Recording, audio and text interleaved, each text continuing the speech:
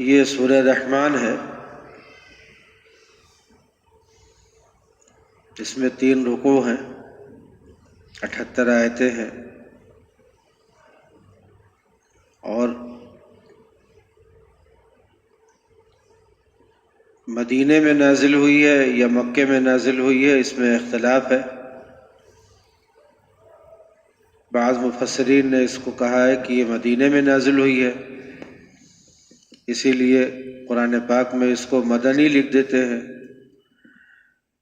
لیکن بعض مفسرین نے ترجیح دی ہے اس بات کو کہ یہ مکے ہی میں نازل ہو گئی تھی، اس لیے کہ نبی کریم صلی اللہ علیہ وسلم نے سورہ رحمان مدینے میں کچھ لوگوں کو جب سنائی، ان کے سامنے پڑھی، تو وہ لوگ سنتے رہے اور کچھ بولے نہیں، کسی طرح کا کسی تاثر کا اظہار نہیں کیا۔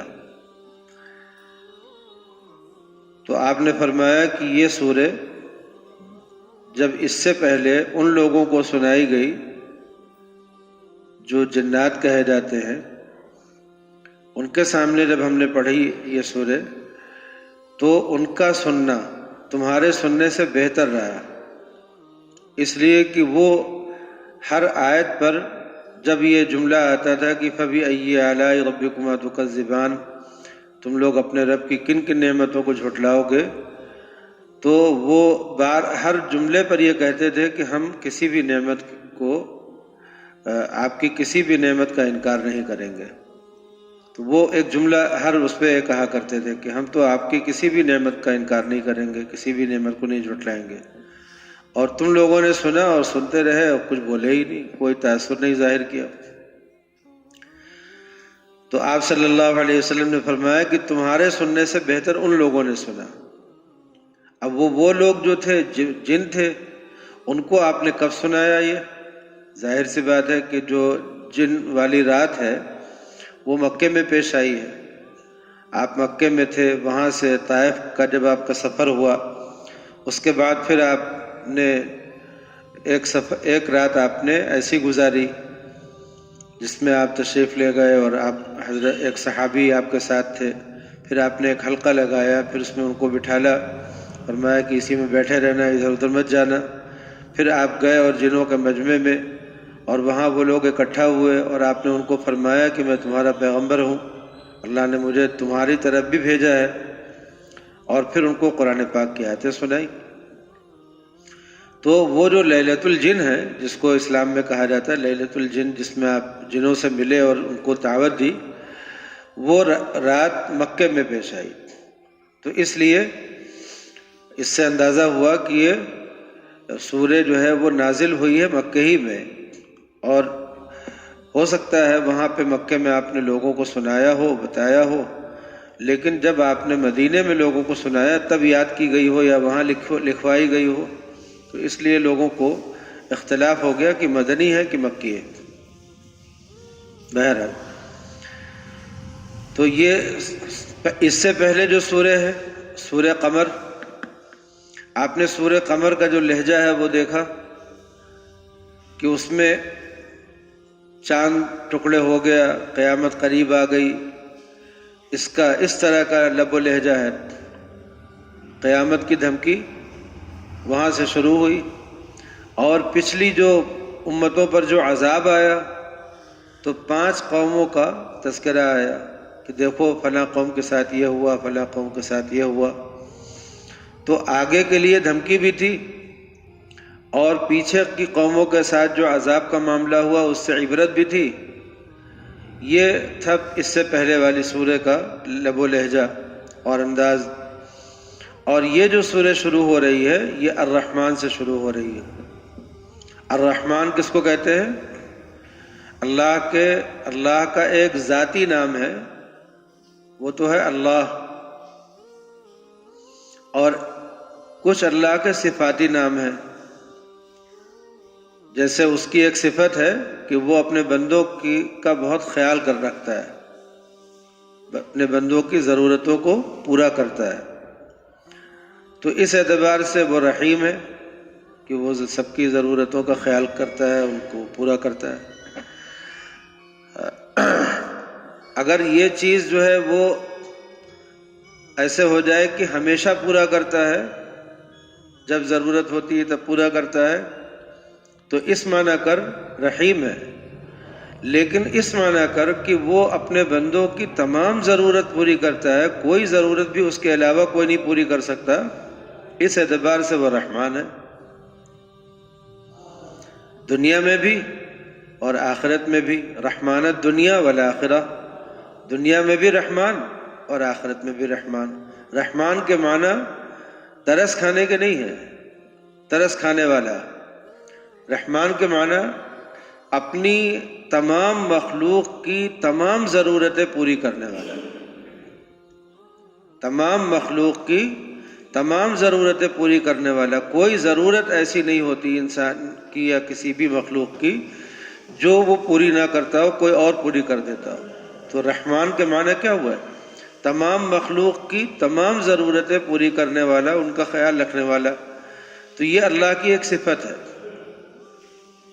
جیسے ایک صفت ہے خالق، تمام مخلوق کو پیدا کرنے والا، کوئی اور پیدا کرنے والا نہیں ہے، تخلیق کوئی اور نہیں کر سکتا، خالق وہی ہے۔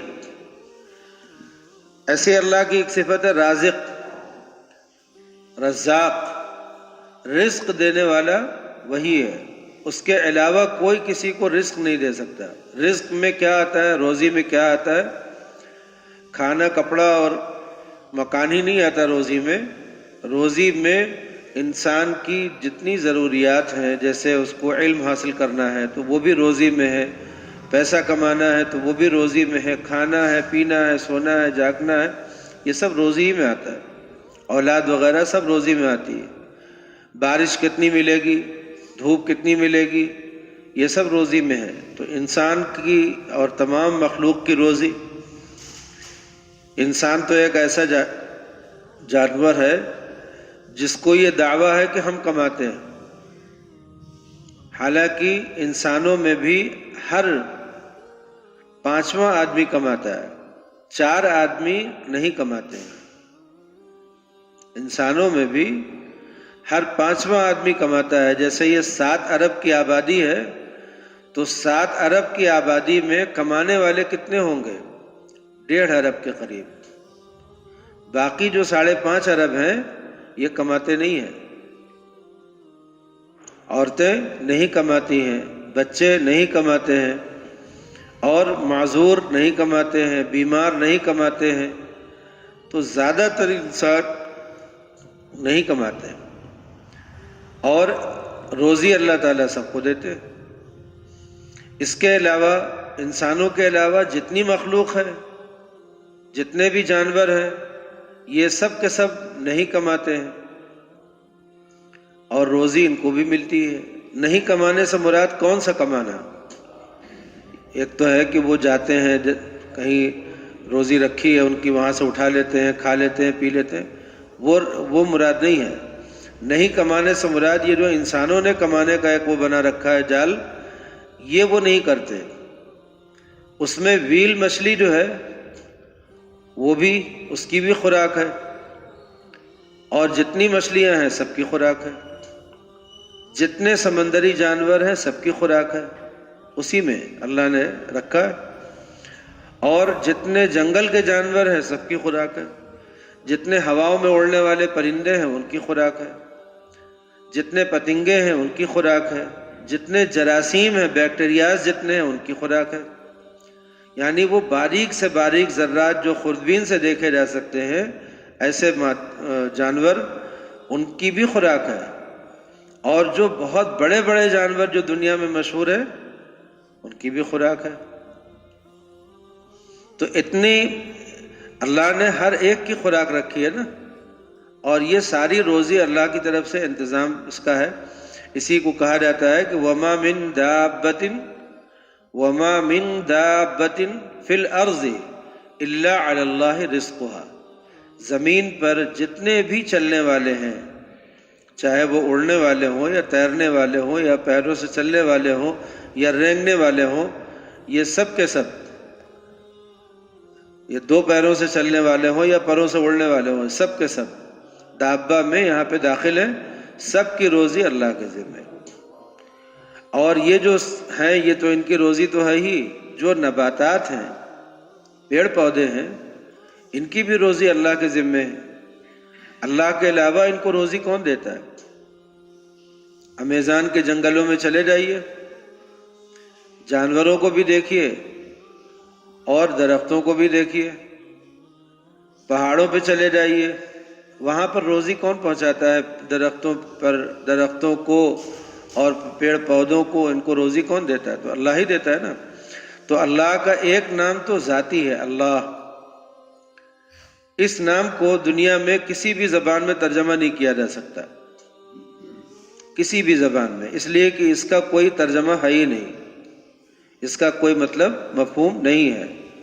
یہیں سے ایک بات یاد آ گئی، لوگ اللہ کو ایشور کہتے ہیں، گاڈ کہتے ہیں کسی اور زبان میں. اس پر ایک علماء میں بحث ہوئی کہ کیا اللہ کو یہ کہنا درست ہے؟ گاڈ کہہ سکتے ہیں، ایشور کہہ سکتے ہیں؟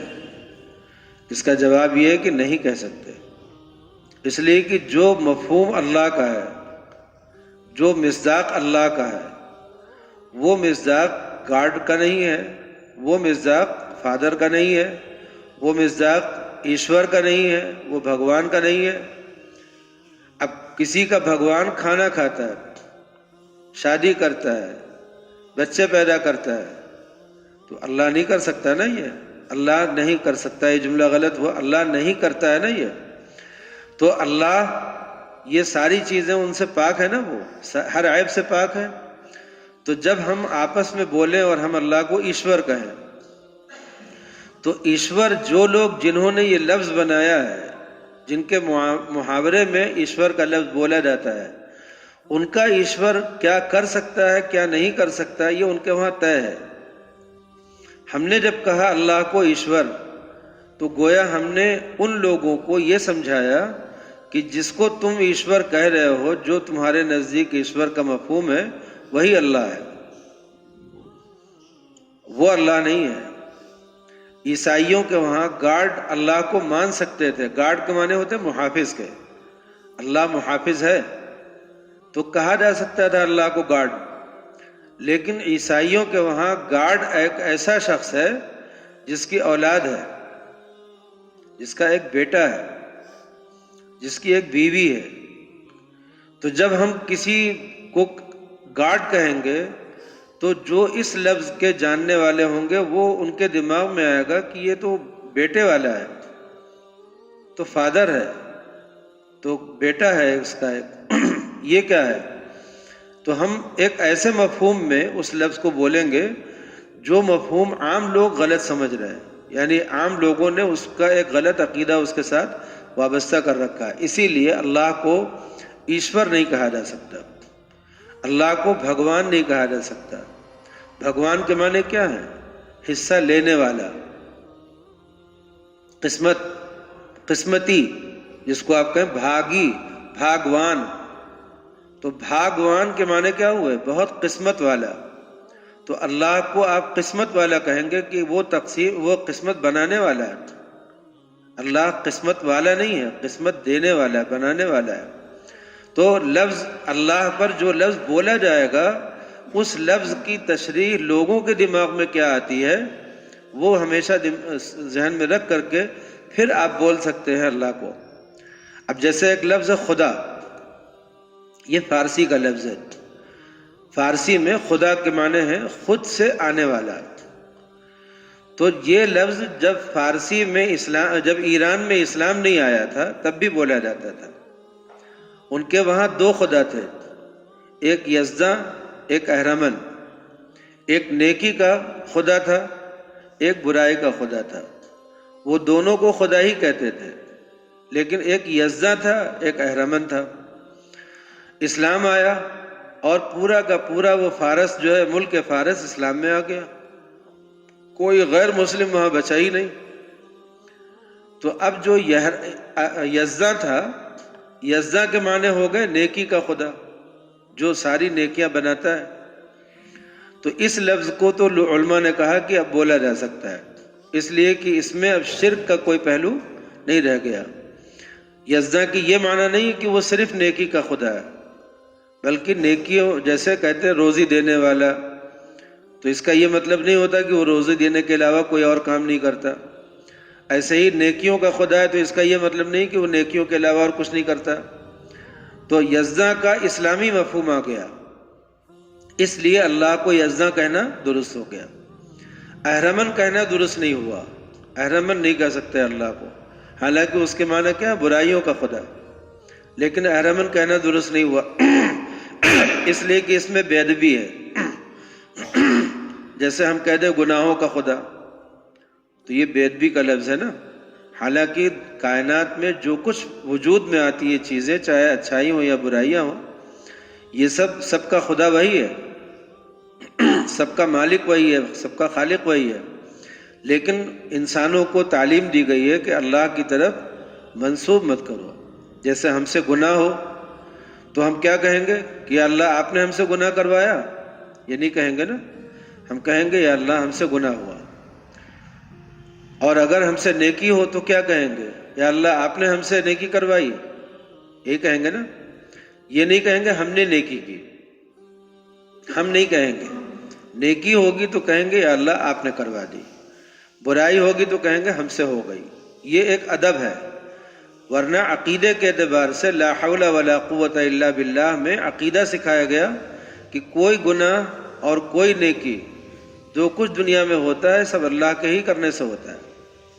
تو اس لیے ایک تعلیم ہے ادب کی، تو اس ادب کی تعلیم کے پیش نظر اہرمن کہنا جائز نہیں اور یزداں کہنا جائز ہے، اس لیے کہ اس یزداں کا مفہوم اس یزداں کا مفہوم نہیں رہ گیا جو ایرانی لوگ بولتے تھے، اس کا وہ مفہوم ہو گیا جو اسلام میں بولا جاتا ہے، اسی لیے اللہ کو یزداں کہنا درست۔ اب دیکھیے خدا میں کیا ہوا، خدا بھی ایک لفظ تھا جس کے معنی ہے خود سے ہونے والا، اللہ کی یہی شان بھی ہے، وہ خود سے ہے، تو اس لیے خدا میں تو کوئی خرابی تھی نہیں لفظ میں، معنی میں، لیکن جب تک یہ ایران کے مشرک لوگ بولتے تھے تو ان کے وہاں خدا کا تصور تھا کہ ایک خدا نیکی کا ہوتا ہے، ایک برائی کا ہوتا ہے، ایسا ہوتا ہے ویسا ہوتا ہے، تو وہ جو شرک والا عقیدہ تھا اس وقت تک خدا اسی معنی میں تھا، لیکن جب وہ پورا کا پورا فارس مسلمان ہو گیا اور عقیدہ صحیح ہو گیا، اب خدا کے معنی وہ ہیں جو اللہ کے معنی ہیں، تو اس لیے خدا کا لفظ بولنا درست ہو گیا۔ یہی چیز ایشور میں بھی ہے، ایشور میں بھی اگر ایشور کا جو مجھے لفظی معنی ہے سنسکرت کا وہ مجھے نہیں معلوم ہے کہ ایشور کے لفظی معنی کیا ہے، لیکن اگر اس سے کوئی ایسا مفہوم پیدا ہوتا ہو جو اللہ کے لیے بولا جا سکتا ہو، جیسے روزی دینے والا یا سب کو پالنے والا یا جیسے کہتے ہیں نا پالن ہار، تو اگر اسی طرح کا کوئی مفہوم اس سے ادا ہوتا ہو اور پورا کا پورا جو سنسکرت بولنے والے لوگ ہیں یہ سب کے سب اسلام میں داخل ہو جائے، ان میں سے کوئی غیر مسلم نہ رہے اور یہ اصطلاح بدل جائے، اب ایشور جب بولا جائے تو اس سے مراد اللہ ہو، اس کے تمام عقائد کے ساتھ کوئی اور خدا کی طرف دماغ نہ جائے جو انسانوں نے بنایا ہے، ایسے کسی خدا کی طرف دماغ نہ جائے تو ایشور بھی بول سکتے ہیں۔ یہ سمجھ گئے نا مسئلہ؟ لفظ ایشور یا لفظ بھگوان یا ایسا کوئی بھی لفظ جو کسی دوسری زبان کا ہو اور جب وہ بولا جاتا ہو تو اس لفظ کو کے معنی جاننے والے لوگ اس سے ایک الگ طرح کا خدا مراد لیتے ہوں، اس لفظ سے اللہ کو نہیں پکارا جا سکتا۔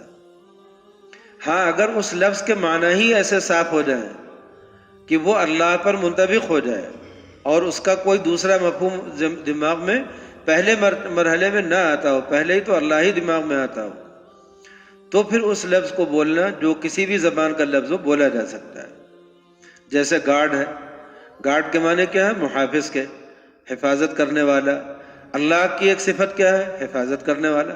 حافظ اللہ کا نام ہے، حفیظ اللہ کا نام ہے، تو اگر اللہ کو حافظ حفاظت کرنے والا بولا جائے کوئی حرج نہیں ہے، اسی چیز کو انگریزی میں کہہ دیا جائے تو بھی کوئی حرج نہیں ہے، لیکن جب ہمیں الحمدللہ میں ترجمہ کرنا ہوگا کہ تمام تعریفیں ہیں گاڈ کے لیے، تو یہ ترجمہ غلط ہوگا، اس لیے کہ گاڈ کا ایک مفہوم عیسائیوں کے وہاں ہے جس میں شرک ہے، جب ہم ترجمہ کریں گے الحمدللہ کا، چاہے انگریزی میں کریں تو ہم کیا کہیں گے؟ انگریزی میں جو لفظ تمام تعریفوں کے لیے آئے گا وہ لفظ بول کر کے کہیں گے اللہ کے لیے ہے، گاڈ کے لیے نہیں ہے، ایشور کے لیے نہیں ہے، بھگوان کے لیے نہیں ہے، یہ سب الفاظ نہیں بول سکتے۔ وہاں پر اللہ کا ترجمہ اللہ ہی ہے، اس میں کوئی تبدیلی نہیں کر سکتے۔ رب العالمین کا ترجمہ جب کریں گے تو جو جس زبان میں کر رہے ہیں اس زبان میں اس کا ترجمہ کر سکتے ہیں۔ بہرحال بات نکلی الرحمن پر کہ اللہ کا ایک ذاتی نام ہے اللہ، اور ایک صفاتی نام ہے۔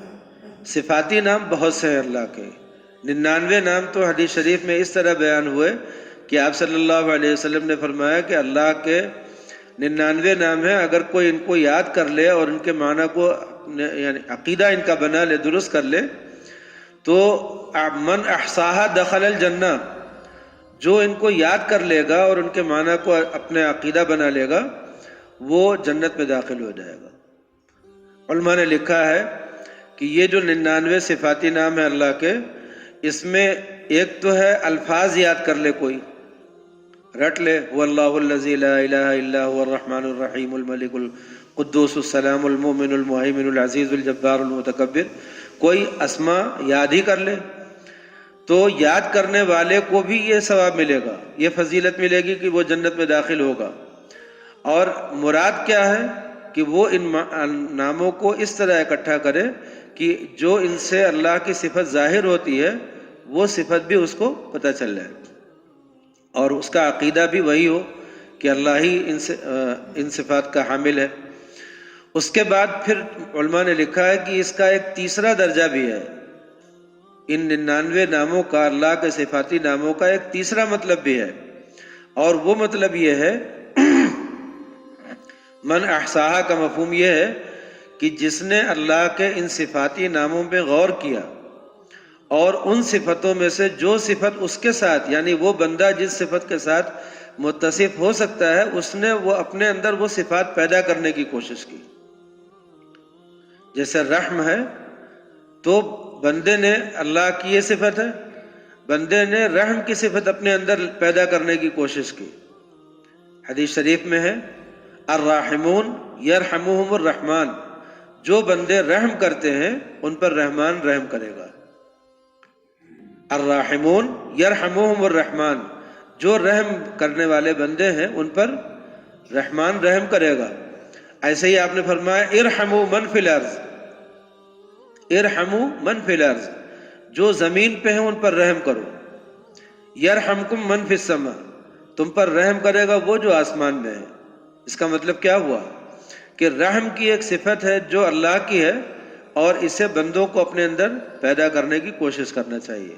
ایسے ہی رب العالمین، وہ تمام عالم کو پالنے والا ہے اور عالم میں ہر چیز کو پالنے والا ہے، لیکن ہر انسان کو اشارہ اس میں ہے کہ وہ تربیت، پرورش کا کام اللہ سے لے، اور جتنا اس کا دائرہ ہے اس میں کرے، جیسے بچے کی پرورش کرنا، جیسے شاگردوں کی پرورش کرنا، جیسے مریدین کی پرورش کرنا، یہ جو رب العالمین ہے نا، تربیت کرنا، تو رب العالمین کی صفت آ جاتی ہے کس میں؟ رب العالمین کی صفت بندوں میں آ جاتی ہے، اور بندے دوسروں کی پرورش میں لگ جاتے ہیں۔ اب آپ دیکھیے علماء ربانیین، قرآن پاک میں اللہ تعالیٰ نے وَمِنْهُمْ رَبَّانِيُّونَ كَثِيرٌ، کیا لفظ ہے؟ ربیون کثیر، ربیون، تو ربیون کا لفظ ہے، ربانیین کا لفظ آیا ہے قرآن پاک میں۔ یہ ربانی ان علماء کو کہا جاتا ہے جو علماء اپنے علم سے خود فائدہ اٹھاتے ہیں، یعنی اپنی تربیت کرتے ہیں اور دوسروں کی تربیت کے کام میں لگ جاتے ہیں۔ وہ کیا بن جاتے ہیں؟ عالم ربانی بن جاتے ہیں۔ ربانی کے معنی کیا ہوئے؟ دوسرے لوگوں کی تربیت کرنے میں لگ گئے۔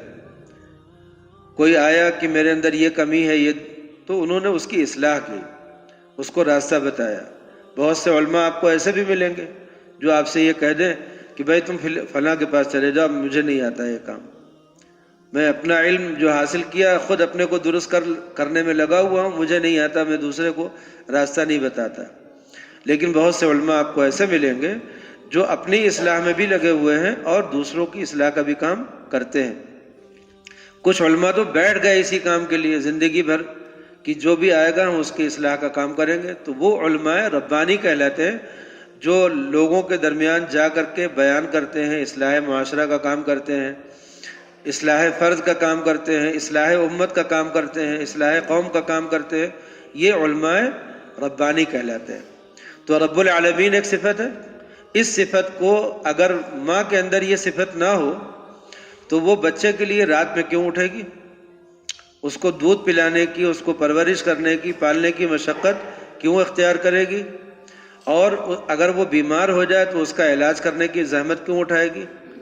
تو ماں کے اندر بھی ربوبیت کی صفت ہوتی ہے، باپ کے اندر بھی ربوبیت کی صفت ہوتی ہے، پیر کے اندر بھی یہی صفت ہوتی ہے، استاد کے اندر بھی یہی صفت ہوتی ہے، تبھی یہ لوگ کچھ کرتے ہیں۔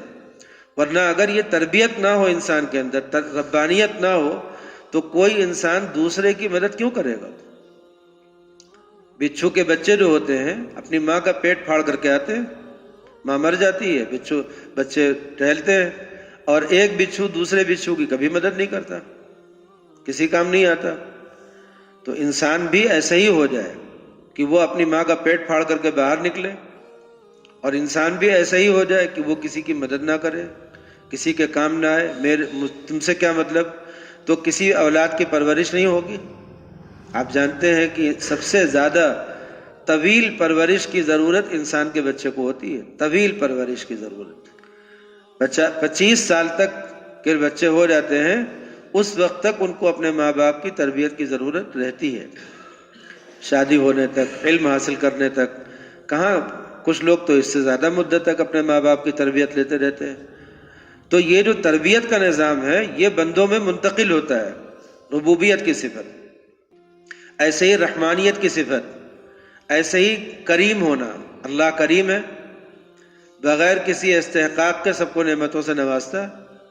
ایسا نہیں کہ اللہ نے کسی کا ادھار لے رکھا ہے کہ دے رہا ہو بدلہ چکا رہا ہو، خود ہی پیدا کیا، خود ہی سب کو نعمتوں سے نوازتا ہے، خود ہی سب کی مدد کرتا ہے، کریم ہے وہ بدلہ نہیں مانگتا کہ ہم کو اس کا بدلہ چاہیے، وہ دے دیتا ہے اور اس کے بدلے میں عوض میں کچھ نہیں مانگتا۔ تو یہ صفت کریمی جو ہے بندے میں بھی ہو جائے کہ بندہ بھی کسی بندے کی مدد کرے تو وہ اس کے بدلے میں اس سے کچھ نہ چاہے۔ جیسے ہوتا ہے ہم زکوٰۃ اس کو دیں گے جو ہماری خدمت کرے گا، ہم زکوٰۃ اس کو دیں گے جو ہماری تعریف کرے گا، ہم زکوٰۃ اس کو دیں گے جو ہمارے کام آئے گا۔ اب ایک آدمی ہے غریب ہے، اس کو مدد کی ہم نے، اس نے کسی موقع پہ ہماری برائی کی، اب ہمارے کان میں بات پڑ گئی، ہم نے کہا اب تو اس کو زکوٰۃ نہیں دیں گے۔ یہ چیز جو ہوتی ہے یہ صفت کریمی نہیں نہ ہوئی۔ اللہ تعالیٰ کی دشمنی لوگ کرتے ہیں، اللہ تعالیٰ کی مذمت لوگ کرتے ہیں، برائی کرتے ہیں، اس کے باوجود اللہ تعالیٰ سب کو نعمتیں دیتے رہتے ہیں۔ تو کریمی کا مطلب یہ ہوا کہ ہم کسی کے عوض کے، یعنی کسی عوض کے اس میں نہیں دے رہے ہیں، کسی کو مدد کر رہے ہیں، کسی کی یوں ہی کرتے ہیں، وہ کوئی بدلہ نہیں چاہیے، نہ تعریف چاہیے اس کے بدلے میں، نہ تمہاری نصرت و مدد چاہیے، نہ کسی طرح کا کوئی اچھا جملہ چاہیے، کچھ بھی نہیں چاہیے، بالکل ہر طرح سے بے نیاز ہو کر کے تمہاری مدد کی۔ نبی کریم صلی اللہ علیہ وسلم نے اس کی بھی تعلیم کی۔ ایک صحابی آئے، کہنے لگے میں اپنے رشتہ داروں کی مدد کرتا ہوں اور وہ مجھے برا بھلا کہتے ہیں۔ آپ نے فرمایا کہ یہ سمجھا کرو کہ تم نے ان کے منہ میں راکھ ڈالی ہے، کسی کے منہ میں راکھ ڈال دو گے تو گالی بکے گا تم کو۔ تو کبھی اپنے کسی رشتہ دار کی مدد کر کے اس سے تعریف کی امید ہی مت باندھو۔ یہ سمجھو کہ جیسے تم نے مدد نہیں کی ہے، اس کو مارا ہے تم نے، اس کے منہ میں راکھ ڈال دیا ہے، تو اس کا نتیجہ کیا ہوگا؟ انتظار کرو کہ ہو سکتا ہے وہ تم کو اب گالی دے، غصہ کرے، اور نہ کرے تو اچھا ہے، بہت اچھا ہے بھائی، بڑا آدمی ہے، نہیں اس نے کچھ تم کو کہا سنا۔ تو اپنے رشتہ داروں کی مدد کرو، لیکن ان سے کسی طرح کی کوئی امید مت رکھو۔ آپ نے فرمایا صل من قطعک، جو تم سے رشتہ توڑے اس سے جوڑو، صل من قطعک، جو تم سے رشتہ توڑے اس سے جوڑو۔ آپ نے فرمایا کہ اگر تم سے کوئی رشتہ جوڑ رہا ہے اور تم نے اس سے اپنا رشتہ جوڑنے کی کوشش کی تو یہ تو بدلہ ہوا۔ جو رشتہ تم سے توڑنا چاہتا ہے تمہارا رشتہ دار، تم اس سے جوڑو، اس کے دروازے پہ جا کر کے بیٹھ جاؤ، اس سے اپنے کو کہو کہ ہم یہ رشتہ ختم نہیں ہونے دیں گے، چاہے میری جائیداد چلی جائے، کچھ ہو جائے، تو اس رشتے کو برقرار رکھنے کی کوشش کرو، صل من قطعک۔ اور آپ نے کیا فرمایا؟ واعف عمن ظلمک، تمہارے اوپر کسی نے ظلم کیا ہے تم اس کو معاف کرو۔ یہ کیا ہے؟ کریمی تو نہیں ہے؟ کریمی اسی کو تو کہتے ہیں کہ جو تم پر ظلم کرے اس کو معاف کرو۔ نبی کریم صلی اللہ علیہ وسلم نے فرمایا کہ شوہر دو طرح کے ہوتے ہیں، ایک کریم ہوتا ہے، ایک لئیم ہوتا ہے۔ کریم کے مقابلے میں لئیم، گھٹیا، جو ہر چیز بدلے کے لیے کرتا ہے۔ تو آپ نے فرمایا کہ ایک کریم ہوتا ہے، ایک لئیم ہوتا ہے۔ لئیم کیا کرتا ہے؟ اپنی بیوی پر چڑھا رہتا ہے، غالب رہتا ہے، اس لیے کہ بیوی نے ایک سنایا، اس نے دو سنا دیا، اس نے ایک غلطی کی، اس نے دو تھپڑ مار دیا۔ ہمیشہ اپنی بیوی پر غالب رہتا ہے اور ظالم رہتا ہے۔ اور کریم کیا ہوتا ہے کہ اگر بیوی نے کبھی کچھ کہا بھی تو نظر انداز کر دیا، اس کی چیزوں کو برداشت کرنا۔ جیسے کوئی طاقتور پہلوان کو اگر کوئی کمزور آدمی جا کر کے دو چار مکے مار دے تو وہ طاقتور پہلوان ایسے دیکھتا ہے، نظر انداز کرتا ہے کہ ایک مکے کا تو ہے ہی ہے، ابھی ایک مکہ کھائے گا تو مر ہی جائے گا، تو طاقتور پہلوان اس کو ہٹا دیتا ہے، جاؤ یہاں سے، لڑتا نہیں ہے، اس لیے کہ اس میں اس کی توہین ہے، اس پہلوان کی توہین ہے کہ اتنے کمزور آدمی سے تم لڑے کیسے؟ تو وہ کمزوروں سے لڑتا ہی نہیں ہے، برابر والوں سے لڑتا ہے۔ اور مرد جو ہے جب اپنی عورت سے لڑتا ہے تو اس کا مطلب ہے کہ وہ خود اپنے آپ کو کمتر سمجھ رہا ہے، تبھی تو بیوی کی عزت گرانا چاہتا ہے۔ اور اگر وہ بیوی کی باتوں کو سن کر کے برداشت کرے اور اس کا کوئی جواب نہ دے تو اس نے گویا بیوی کو اپنے سے چھوٹا سمجھا ہے۔ وہ یہ سمجھ رہا کہ میں تو مرد ہوں، میں تو طاقتور ہوں، یہ کمزور عورت ہے، یہ میرے مقابلے پہ نہیں آ سکتی، اگر میں اس سے مقابلہ کروں گا تو اس کا مطلب یہ ہے کہ میں کمزور خود ہوں۔ برابری تبھی ہو رہی نا، تبھی تو مقابلہ ہو رہا۔ اگر مرد اپنے آپ کو طاقتور سمجھے تو کبھی بھی بیوی سے لڑے گا نہیں۔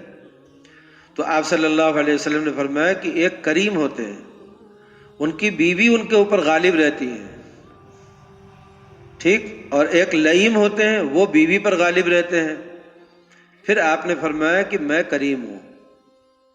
اب آپ نے دیکھیے دو قسمیں بتانے کے بعد آپ نے فرمایا کہ میں کریم ہوں، یعنی میری بیویاں میرے سر چڑھ جاتی ہیں، مجھے کچھ کہہ سن لیتی ہیں، میں ان کی باتیں برداشت کر لیتا ہوں، مگر میں ان کو کچھ نہیں کہتا۔ کبھی ان کو تھپڑ مار دینا یا ان کی پٹائی کر دینا یا ان پر اپنے غصے کا اظہار ایسے کرنا کہ جیسے تم ہماری مجبور ہو، بھاگ کر کے کہاں جاؤ گی، یہ سب جذبہ دل میں نہ آنے پائے۔ آپ نے فرمایا کہ میں کریم ہوں۔ تو کرم ایک صفت ہے اللہ کی، یہ صفت بندوں میں بھی ہونی چاہیے۔ تو تخلقوا باخلاق اللہ، حدیث شریف میں تخلقوا باخلاق اللہ، جو اللہ کے اخلاق ہیں وہ اخلاق اپنے اندر پیدا کرو۔ تخلقوا باخلاق اللہ، اللہ کے اخلاق اپنے اندر پیدا کرو۔ وہ اللہ کے اخلاق کیا ہیں؟ یہی تو ہے کہ وہ رب ہے، ربوبیت کی پرورش کرتا ہے، رحم ہے۔ تم رحمان نہیں بن سکتے، رحمان تو وہ ہے جو ساری مخلوق کی ساری ضرورتوں کو پورا کرتا ہے، رحیم وہ ہے جو ہمیشہ پورا کرتا ہے، لیکن تم یہ اس رحیم اور رحمان کے برابر نہیں ہو سکتے ہو، لیکن اس رحمان اور رحیم کی یہ صفت اپنے اندر اتنی تو پیدا کرو کہ اپنے بچوں کی پرورش کر سکو۔ آپ سمجھ رہے ہیں؟ اتنی تو اپنے اندر ربوبیت پیدا کرو کہ اپنے بچوں کی پرورش کر سکو۔ دیکھیے جیسے سورج تو کوئی آدمی نہیں بن سکتا، دنیا میں کوئی چیز یہ سوچے کہ میں سورج بن جاؤں تو یہ نہیں ہو سکتا، لیکن وہ ایک شیشہ ہوتا ہے، جاذب شیشہ جو ہوتا ہے، وہ کیا کرتا ہے؟ سورج کی روشنی کو اپنے اندر جذب کرتا ہے، اور اس کے بعد نیچے کوئی کاغذ رکھا ہو، اس کے اوپر جب اس کو آپ تھوڑی دیر رکھیں وہ اس کو جلا دیتا ہے۔ تو وہ سورج نہیں بنا، لیکن روشنی تو اس نے سورج ہی سے لی ہے نا، گرمی تو سورج ہی سے لی ہے، تو اس نے اتنا لے کر کے چھوٹا سا کاغذ کا ایک ٹکڑا جلا دیا۔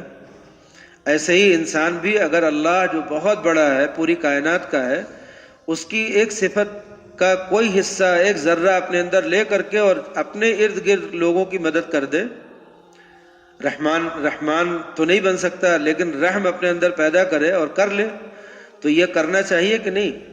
ان سب باتوں کی تعلیم حدیث میں الگ الگ بھی آئی ہے کہ اپنے اندر کرم پیدا کرو، رحم پیدا کرو، ربوبیت پیدا کرو.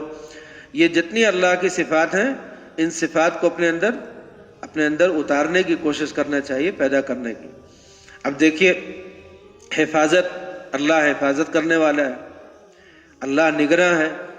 اب کوئی آدمی اپنے گھر میں رہے اور نگرانی نہ کرے، اپنی بیوی کی، اپنی بیٹیوں کی، اپنے بچوں کی کوئی نگرانی نہ کرے، کہہ رہے بھائی جیسے جانور پلتے ہیں ایسے پل جانے دو، تو اس نے اللہ کی ایک صفت چھوڑ دی. اللہ کے اندر قہاریت بھی ہے، غصہ بھی ہے، وہ لوگوں کو ڈراتا بھی ہے. تو اگر کوئی مرد اپنے گھر میں اس طرح سے رہے کہ تھوڑا سا اس کا ڈر بھی بنا رہے گھر میں، تو اس نے اللہ کی ایک صفت اپنے اندر پیدا کر لی ہے. اور اگر کوئی مرد ایسا ہو جائے کہ کوئی اس سے ڈرتا ہی نہیں ہے، وہ کبھی کسی کو کوئی ڈرانے والی بات کرتا ہی نہیں گھر میں، تو ایک صفت اس نے چھوڑ دی ہے. تو اپنے لوگوں کی تربیت کے لیے جتنے ڈر کی ضرورت ہے اتنا ڈر، اور جتنے نرمی کی ضرورت ہے اتنی نرمی، جتنی وعید کی ضرورت ہے اتنی وعید، دھمکی، اور جتنے وعدے کی ضرورت ہے، امید دلانا، آس دلانا، اتنا وعدہ. یہ ہونا چاہیے، ہوتا رہنا چاہیے. تو گھر کی تربیت کا نظام اسی طرح سے چلے گا کہ بندے جو ہیں وہ کیا کریں، اللہ کی جو صفات ہیں ان سے اپنے اندر صفات منتقل کرنے کی کوشش کریں. اب دیکھیے آپ کہ الرحمن اللہ کا ایک صفتی نام ہے، ٹھیک. اس سے پہلے عرب کے لوگ رحیم جانتے تھے، رحمان نہیں جانتے تھے. عرب کے لوگ آپس میں اللہ کو رحیم کہتے تھے لیکن رحمان نہیں کہتے تھے. جب قرآن پاک میں پہلی مرتبہ رحمان کا ذکر آیا تو کہنے لگے ومر رحمان، رحمان کیا ہوتا ہے، کیا چیز ہے رحمان. تو اللہ تعالیٰ نے یہ جو سورہ اتاری ہے اس میں بتایا کہ دیکھو رحمان کیا ہوتا ہے، تعارف کرا رہے ہیں اللہ تعالیٰ رحمان کا. اب آپ دیکھیے الرحمان معنی کیا ہے، اگر کوئی پوچھے آپ سے تو کیا بتائیں گے؟ تمام مخلوق کی تمام ضرورتیں، چھوٹی بڑی تمام ضرورتیں پوری کرنے والی جو ذات ہے وہ رحمان ہے. تو الرحمن اللہ نے اس سے پہلے سورہ میں ڈرایا تھا، سورہ قمر میں، کہ دیکھو قیامت قریب آ گئی ہے، چاند ٹکڑے ہو گئے، یہ ہو گیا، وہ ہو گیا، پچھلی قوموں کے ساتھ یہ ہوا. تو پچھلی قوموں کے ساتھ جو وعیدیں تھیں، وہ جو معاملے تھے، ان کی عبرت اور آگے قیامت کا ڈر، دھمکی اللہ نے سورہ قمر ایسے بیان کی. اب اس کے بعد ذکر آ رہا رحمان کا. الرحمن، رحمان نے سکھایا قرآن. دیکھیے یہاں پر 4 آیتیں ہیں. الرحمن علم القرآن خلق الانسان علمہ البیان. رحمان نے سکھایا قرآن، پیدا کیا انسان، سکھایا اس کو بیان. یہ ہے 4 آیتیں ہیں. ترتیب یہ ہونی چاہیے تھی کہ الرحمن خلق الانسان، رحمان نے پیدا کیا انسان کو، یہ ہونا چاہیے. پھر کیا ہونا چاہیے تھا؟ پھر علمہ البیان، اس کو سکھلایا بات کرنا. پھر اس کے بعد ہونا چاہیے تھا کہ وہ علمہ القرآن، اور اس کو سکھایا قرآن. ترتیب یہ ہونی چاہیے تھی. پیدا کیا، پہلے انسان پیدا ہوگا، پھر بولنا سیکھے گا، پھر پڑھنا سیکھے گا، تب نہ ہوگا قرآن تک پہنچے گا. لیکن اللہ تعالیٰ نے یہاں ترتیب بدل دی ہے، اس لیے کہ شروع اللہ سے نہیں کیا ہے، شروع کیا ہے الرحمن سے. تو نعمتوں کا ذکر پہلے کرنا تھا. اب پیدا کرنا ایک نعمت ہے، اور بیان سکھانا ایک نعمت ہے، اور قرآن اتار دینا اس کے لیے ایک نعمت ہے. ان تینوں نعمتوں میں زیادہ بڑی نعمت کون سی تھی؟ یہ ہے اصل سوال، کہ تینوں نعمتوں میں زیادہ بڑی نعمت، دائمی نعمت. پیدا تو دیکھیے جتنے جانور ہیں سب ہیں پیدا، تو ہر مخلوق، ہر سیارہ، ہر ستارہ سب پیدا ہے. تو پیدا ہونے کے اعتبار سے تو یہ سب ہیں، لیکن ان سب میں ایک مخلوق ہے جس کو انسان کہا جاتا ہے. وہ تمام جانوروں سے الگ ایک مخلوق ہے. اس انسان کی خصوصیت کس بنیاد پر ہے؟ بیان کی بنیاد پر ہے یا قرآن کی بنیاد پر ہے؟ جی بیان سمجھ رہے ہیں نا، بات کرنے کا سلیقہ کسی جانور کو نہیں ملا، لیکن انسان کو ملا ہے۔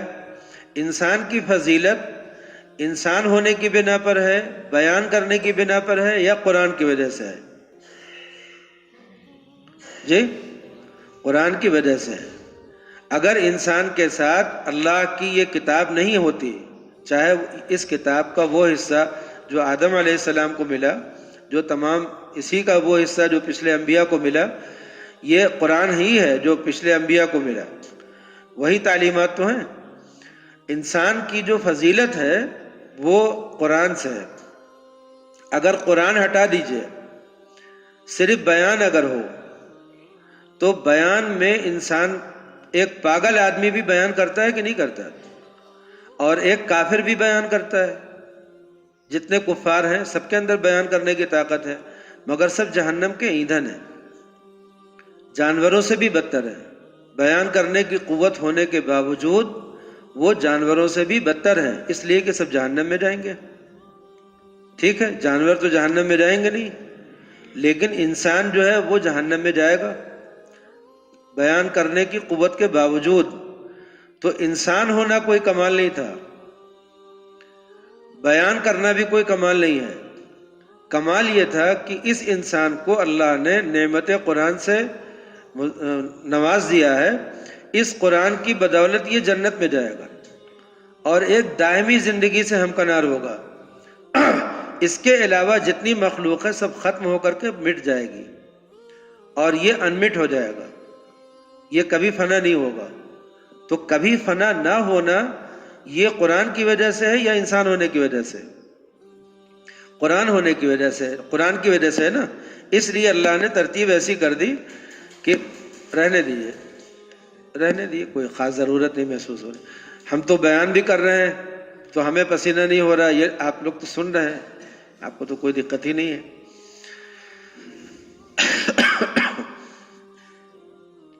اب آپ نے دیکھا نا کہ الرحمن، یہاں پر اگر یہ ہوتا کہ اللہ، تو اللہ نے جو بھی پیدا کرنا بھی اس کا ایک کام ہے، انسان بنانا بھی اس کا ایک کام ہے، بیان سکھانا بھی اس کا ایک کام ہے، تو سارے کام ترتیب سے بیان ہو جاتے۔ لیکن اللہ نے اپنا نام یہاں پر الرحمن رکھا کہ میری ایک صفت ہے، میں اپنی تمام مخلوق کی تمام ضرورتیں پوری کرتا ہوں۔ تو یہاں پر نعمتوں کا بیان اصل میں ہونا تھا۔ اصل بات یہ ہے کہ نعمتوں کا بیان ہونا تھا، کہ اس سورے میں نعمتوں ہی کا بیان ہے، اور آپ کو قدم قدم پر یہ سوال ملے گا کہ کن کن نعمتوں کا انکار کرو گے، کن کن نعمتوں کو جھٹلاؤ گے۔ تو نعمتیں دینا کس کا کام ہے؟ رحمان کا نا۔ ساری نعمتیں جو دی ہیں اللہ نے اپنی اسی صفت رحمانیت کے وجہ سے تو دی ہے۔ اللہ کے اندر رحمانیت ہے، تو اس نے اسی صفت کے تقاضے سے اپنے بندوں کو نعمتیں دی ہے۔ اس لیے اللہ نے یہاں پر اللہ کہنے کے بجائے رحمان کہا، وہی اس صفت کا اظہار کرنے کے لیے۔ اس کے بعد جو 3 نعمتیں تھیں انسانوں کے لیے، انسان ہونا، اس کے اندر بیان کی قوت ہونا، اور اس کے پاس آسمانی شریعت کا علم ہونا، اللہ کی مرضی نامرضی کا علم ہونا۔ ان 3 نعمتوں میں سب سے بڑی نعمت جو انسان کے لیے ہے وہ قرآن ہے۔ آپ سمجھ رہے ہیں؟ انسان ہونا اتنی بڑی نعمت نہیں ہے۔ اللہ کی مرضی ہوتی تو اللہ تعالیٰ جانوروں کو بھی کیا کرتے؟ عقل دے دیتے، اور ان کو، کسی بھی مخلوق کو اللہ تعالیٰ عقل دے سکتے ہیں اور اس کو اس راستے پہ ڈال سکتے ہیں۔ فرشتوں کو اللہ نے بغیر ان سے کسی اختیار کے پیدا کیا، اور ان کے اندر گناہ کا کوئی مادہ رکھا نہیں، اس لیے فرشتے ہمیشہ اطاعت میں لگے رہتے ہیں، ہمیشہ اطاعت میں لگے رہتے ہیں، ہمیشہ، کوئی عبادت میں ہے کوئی اطاعت میں ہے، ہمیشہ اطاعت میں ہے۔ لیکن کسی بھی فرشتے کو انسان سے فضیلت ملے گی؟ انسان کو فضیلت قرآن کی وجہ سے ہے نا، انسان کو انسان ہونے کی وجہ سے، جانوری ڈھانچہ ہونے کی وجہ سے، یا اس کے پاس عقل اور قوت بیان ہونے کی وجہ سے انسان کو یہ فضیلت نہیں ملی ہے۔ انسان کو فضیلت ملی ہے ایمان کی وجہ سے، ایمان بالغیب کی وجہ سے، اور قرآن پاک کی وجہ سے اور نبی کریم صلی اللہ علیہ وسلم کی وجہ سے۔ اس لیے اللہ تعالیٰ نے الرحمن کے بعد پہلا جملہ علم القرآن، رحمان نے سکھایا قرآن، ٹھیک۔ اس کے بعد خلق الانسان، کس کو سکھایا؟ اب یہاں دو لوگ ہیں، ایک ہے جن اور ایک ہے انس، اور ہم نے بتایا تھا کہ بعض روایتوں میں اس کا بھی بیان ہے کہ انس اور جن سے پہلے بھی دو، حن اور بن بھی دو مخلوق رہی ہیں، بتایا تھا نا پہلے کہ انس اور جنس، یہ دو، انس اور جن یہ دو مخلوق تو ابھی ہیں۔ انس سے پہلے کون تھا؟ جن تھے۔ انس سے پہلے کون تھا؟ جن تھے۔ انسانوں سے پہلے اس زمین میں حکومت جنوں کی تھی، اور ان جنوں سے پہلے حکومت تھی حن کی اور بن کی، یہ دو مخلوق اور تھی۔ اب وہ دو مخلوق بظاہر ایسا معلوم ہوتا ہے کہ انسان مٹی سے بنا ہے اور جنات جو ہیں وہ آگ سے بنے ہیں، تو ایک مخلوق پانی کی ہوگی اور ایک مخلوق ہوا کی ہوگی۔ حن اور بن جو ہے وہ ایک جو عناصر اربعہ کہلاتے ہیں اس کائنات میں، تو انہی دونوں سے وہ مخلوق بنی ہوگی۔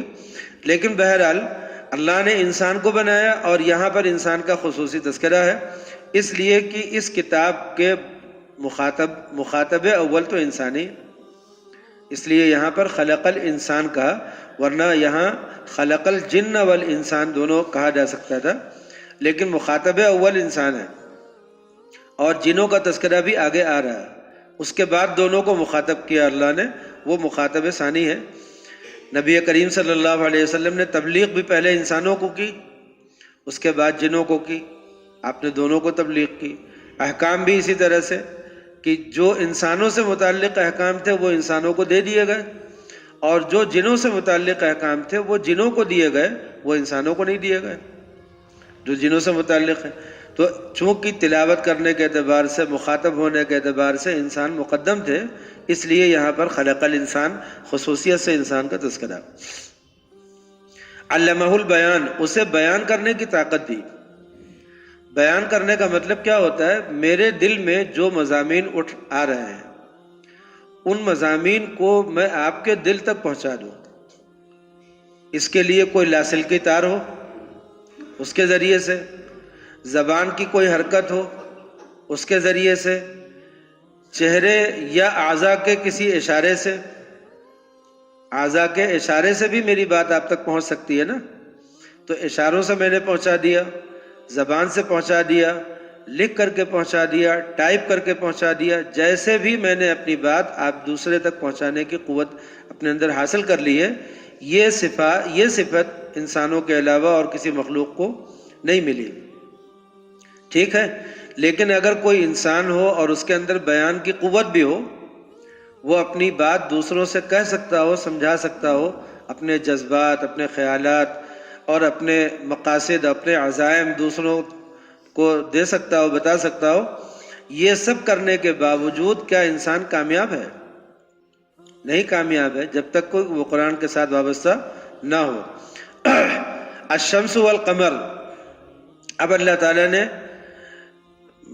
فضا سے، جس کو کہتے ہیں فلکیات سے، اپنی دو بڑی مخلوق کا تذکرہ کیا۔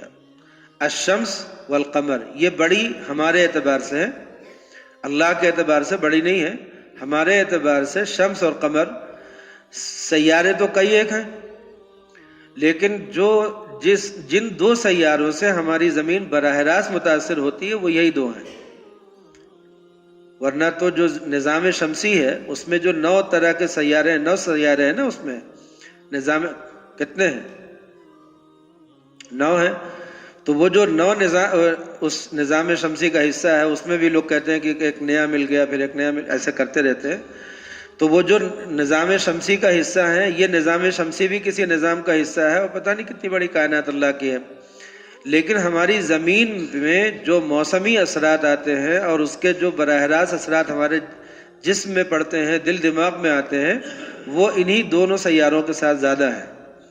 ایک چاند ہے اور ایک سورج ہے، اس لیے اللہ نے، اور انہی دونوں سیاروں سے ہماری عبادت کا نظام بھی ہے۔ سورج کے ساتھ کون سی عبادت جڑی ہوئی ہے؟ ہماری عبادتوں میں کون سی عبادت سورج سے ہے؟ نماز ہے، روزہ ہے، یہ سورج سے ہے. اور روزے کا جو مہینہ ہے اور حج کا جو مہینہ ہے یہ چاند سے ہے. تو چاند سے اور سورج سے دونوں سے ہماری عبادتوں کا تعلق بھی ہے، اس کا حساب بھی ہے. اور ان دونوں سے ہمارے دن اور سال اور ماہ اور صدی اس کا بھی حساب ہے. دن ہے، ہفتہ ہے، سال ہے، مہینہ ہے، سال ہے اور صدی ہے، اس کا بھی ہمارے پاس اسی سے حساب چلتا ہے سورج اور چاند سے.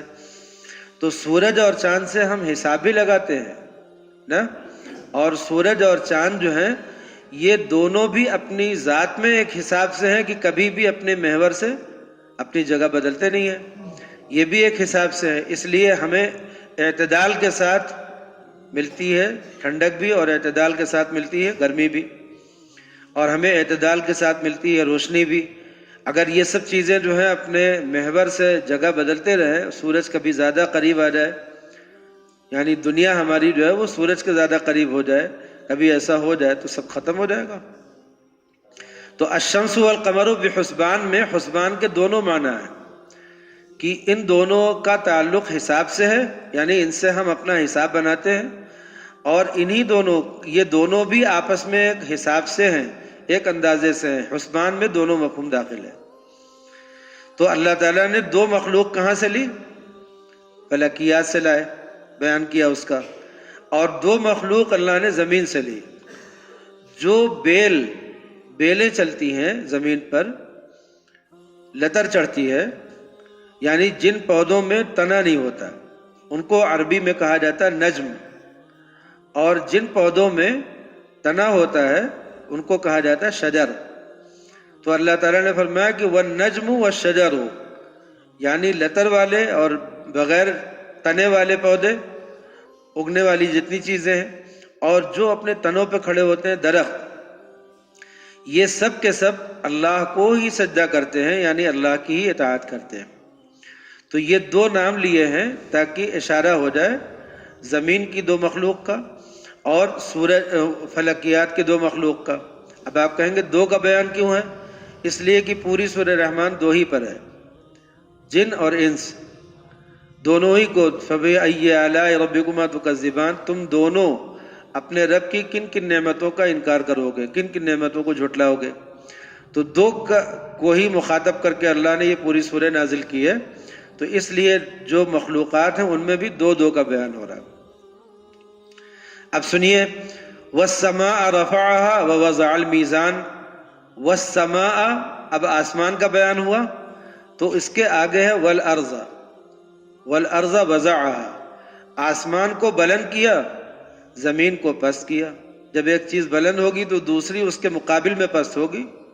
زمین بھی پتہ نہیں کتنی چیزوں سے اوپر ہے لیکن زمین کو آسمان کے مقابلے میں جب کہا ہم نے آسمان کو بلند کیا، تو زمین کو اس کے مقابلے میں کیسے بیان کیا کہ پست کیا. یہ دونوں کا تقابل کیا، زمین اور آسمان. والسماء رفعها اور والارض وضعها آگے آ رہا والارض وضعها، لیکن ان دونوں کے بیچ میں اللہ نے ایک اور مضمون بیان کر دیا جو بظاہر ان دونوں سے الگ ہے.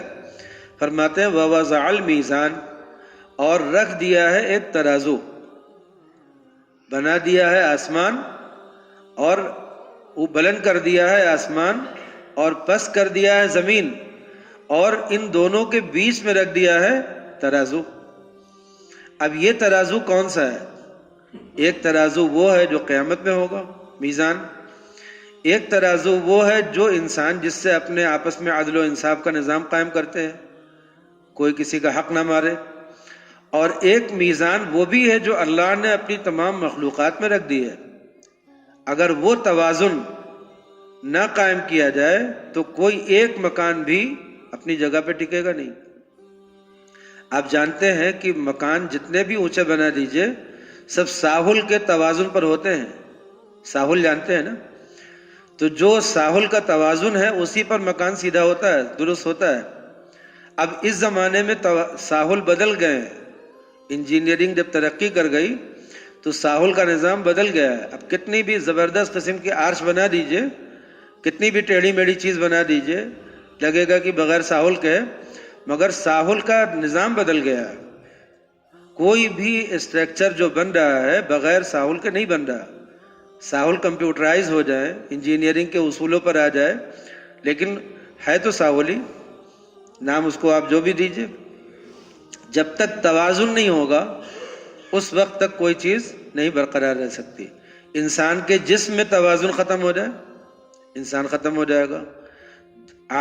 جو عمارتیں ہوتی ہیں ان کا توازن، جو درخت ہوتے ہیں، پیڑ پودے ہوتے ہیں، جو ان کی غذا ہوتی ہے، یہ پورا نظام عالم توازن پر قائم ہے. ورنہ سیارے ایک دوسرے سے ٹکرا جاتے، سب چیز تکڑ بکھڑ ہو جاتی. توازن پر ہے نا. اس توازن کو قائم رکھنے کا کام اللہ کی ایک صفت کرتی ہے قیوم. اللہ کی ایک صفت ہے قیوم. قیوم کے معنی ہے تمام عالم میں ہر چیز میں توازن قائم رکھنے والا، اس کو سنبھال کر کے رکھنے والا. یہ اللہ کی صفت ہے. اب اللہ کی یہ صفت بندوں میں کیسے آ سکتی ہے؟ بندے بھی اپنے وہاں توازن قائم کرنے کا انتظام کریں. جس گھر میں توازن ہوتا ہے اس گھر کے لوگ درست رہتے ہیں. جس گھر میں غصہ زیادہ ہو وہ گھر تباہ ہو جائے، جس گھر میں نرمی زیادہ ہو وہ گھر تباہ ہو جائے. ہے کہ نہیں؟ جس گھر میں خوب کھایا پیا جائے وہ گھر تباہ ہو جائے، جس میں کچھ نہ کھایا پیا جائے وہ تباہ ہو جائے. توازن ایک ایسی چیز ہے کہ اسی پر نظام عالم ہے، اور یہ توازن اللہ کی صفت قیومیت ہے، اور اسی قیومیت پر سارا نظام چل رہا ہے. اب آپ دیکھیے حضور پاک صلی اللہ علیہ وسلم اپنی دعاؤں میں بکثرت یا حیو یا قیوم کیوں کہتے تھے؟ بکثرت کہتے تھے یا حیو یا قیوم. حی زندہ ہے، اسی کی حیات سے ساری چیزیں زندہ ہیں، سب ہو رہی ہیں. اگر اس کے حیات کا نظام تھوڑی دیر کے لیے کسی جگہ سے اٹھ جائے سب کا سب مردہ ہو جائے گا. تو حیات سارے عالم میں اللہ کی حیات سے، اور قیومیت اللہ کی قیومیت سے، یعنی سب چیزیں قائم ہیں اپنی جگہ پر. تو یہ کیا ہے؟ قیومیت کی وجہ سے ہے. نبی کریم صلی اللہ علیہ وسلم کو اس صفت کا اتنا زیادہ استحضار تھا کہ جب بھی دعا مانگتے تھے تو بکثرت کہتے تھے یا حیو یا قیوم، یا حیو یا قیوم. اسی لیے علماء نے لکھا ہے کہ حی اور قیوم یہ اللہ کے اسم اعظم ہے. علماء نے بہت سے نام لیے ہیں، رحمان کو بھی کہا ہے، رحیم کو بھی کہا ہے، اللہ کو بھی کہا ہے، حی اور قیوم کو بھی کہا ہے. لیکن زیادہ تر لوگوں کی رائے کیا ہے کہ حی اور قیوم جو ہے وہ وہی اسم اعظم ہے. تو ہم لوگ حی اور قیوم رٹتے ہیں، رٹ کر کے بولتے ہیں، اور جو عارف باللہ ہوتے ہیں وہ پہچان کر کے بولتے ہیں. عارف باللہ جو ہوگا جب اس زمین پر کھڑا ہوتا ہے تو اس کو یہ لگتا ہے کہ یہ زمین کیوں نہیں گر جاتی، اس کو سنبھالا ہے اللہ نے. جیسے ہم کھڑے ہوں زمین پر تو ہمیں لگتا ہے ہم تو زمین پہ ٹکے ہوئے ہیں. پرندہ جو ہے جب فضا میں اڑتا ہے ہم تعجب کرتے ہیں یہ فضا میں اڑ کیسے رہا. پھر ہم ایک سائنس ڈھونڈ کر کے لاتے ہیں کہ اس کا توازن ہے، یہ ہے، وہ ہے، پر ہے، ایک سائنس ڈھونڈتے ہیں اس کی نا. لیکن جو عارف باللہ ہوتے ہیں ان کو معلوم ہے کہ یہ سارے توازن اللہ کے ایک اشارے پر ہیں. ایک اشارہ ہوگا اور القاریہ ہو جائے گا، ایک کھڑکھڑا دینے والی بات ہو جائے گی. ایک توازن ہے جو اللہ کے اشارے پر ہے، اور اللہ کا اشارہ جن لوگوں کو اس کا استحضار ہو گیا وہ رات میں بھی ڈرتے ہیں اور دن میں بھی ڈرتے ہیں. وہ اس زمین پر چلتے ہوئے ان کو یہ اطمینان نہیں ہوتا کہ میں دھرتی ماں کی گود میں ہوں. وہ جانتے ہیں کہ یہ دھرتی ماں جو ہے یہ خود کسی کی گود میں ہے، اس کے اشارے پر ہے. یہ دھرتی ماں نہیں ہے، اصل پیدا کرنے والا تو کوئی اور ہے. تو وہ جانتے ہیں کہ یہاں سکون نہیں ملے گا، نہ فضا میں اڑ کر کے سکون ملے گا، نہ زمین پہ رہ کر کے سکون ملے گا. کہتے ہیں نا کہ کیا کہتے ہیں لوگ، کہتے ہیں کہ مر کے بھی چین کیا ہے جی. لوگ کہتے ہیں کہ چین نہیں پایا تو مر جائیں گے، اور مر کے بھی چین نہیں پایا تو کدھر جائیں گے. مر کے بھی چین نہیں پایا تو کدھر جائیں گے؟ تو یہ سمجھ لیجئے اس بات کو کہ اس دنیا میں جو عارف باللہ ہوتے ہیں، اللہ کو پہچانتے ہیں، ان کو مخلوق کا ہر ذرہ اللہ ہی تک پہنچاتا ہے۔ وہ کبھی بھی نہ زمین پہ بھروسہ کرتے ہیں، نہ آسمان پہ بھروسہ کرتے ہیں، نہ وہ کسی مخلوق پہ بھروسہ کرتے ہیں۔ ان کو معلوم ہے کہ اللہ کے ایک اشارے پر سب کچھ ادھر سے ادھر ہو سکتا ہے۔ چلیے، والنجم والشجر یسجدان، تو بے تنے والے پودے اور تنے دار درخت یہ سب کے سب اللہ کو سجدہ کرتے ہیں۔ دو مخلوق کا بیان ہو گیا۔ والسماء رفعها، اور آسمان کو اللہ نے بلند کیا۔ اب یہ بلند کرنا جو ہے، کوئی آدمی آج کل کی سائنس پڑھ کر کے کہہ سکتا ہے کہ بلند کرنا کیا چیز ہوتی ہے؟ بلند کرنے کے معنی تو ہے جو اپنے محاورے میں اپنے سے اوپر، یہی نہ ہے؟ اپنے محاورے میں جو اپنے سے اوپر ہو وہ بلند ہے، جو اپنے سے نیچے ہو وہ نیچے ہے۔ تو وہ جب ہم کہتے ہیں کہ زمین کے نیچے ہے تو اس کا مطلب نیچا ہے، یا ہمارے پیروں کے نیچے ہے، اور جب ہمارے سر کے اوپر ہو تو ہم کیا کہیں گے؟ اوپر ہے۔ تو جو ہمارے محاورے میں آسمان ہے وہ اللہ نے بیان کیا ہے۔ ہم چاہے زمین کسی بھی دائرے میں اپنے کسی بھی جگہ پر ہو، ہر حال میں ہمارے سر سے اوپر جو ہوگا وہ اوپر ہی ہے نا؟ چاہے ہم اس وقت یہاں ہیں اور زمین گھوم جائے اور ہم بظاہر ابھی اس وقت کے اعتبار سے نیچے چلے جائیں، لیکن ہر حال میں جہاں بھی ہم رہیں گے ہمارے سر سے اوپر جو بھی ہوگا وہ اوپر ہی کہلائے گا نا۔ تو آسمان کی وہ فضا جو ہے، جو ابھی ہمارے سر پر ہے، جس وقت رات ہوگی وہ اس وقت وہ فضا سر پر نہیں ہوگی، الگ الگ ہوگی، لیکن ہر حال میں آسمان تو اوپر ہی ہوگا نا، اور ہر حال میں پیر سے نیچے جو کچھ ہوگا وہی تو نیچے ہوگا۔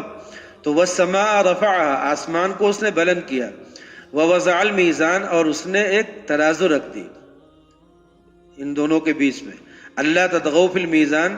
اب اسی جب ترازو کی بات آ گئی تو اللہ تعالیٰ نے اسی مناسبت سے ایک حکم بھی دے دیا، فرمایا کہ دیکھو تم کو ترازو سے ہی کام کرنا ہے، اس لیے کہ عدل قائم کرنا ہے۔